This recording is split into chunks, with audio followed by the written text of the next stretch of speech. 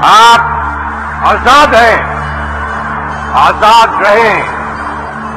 آپ لوگ اس ملک پاکستان میں اپنی اپنی عبادت گاہوں، مسجدوں یا مندروں میں جانے کے لیے۔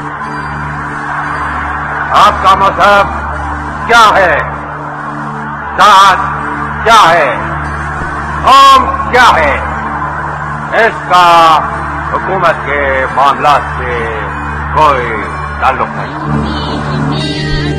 چلائے گی جو مسجد، اس میں خواتین کے نماز پڑھنے کی جگہ ہوگی، لیکن صرف وہ باہر لکھا ہوگا کہ قادیانی یہاں اندر نہیں آ سکتے۔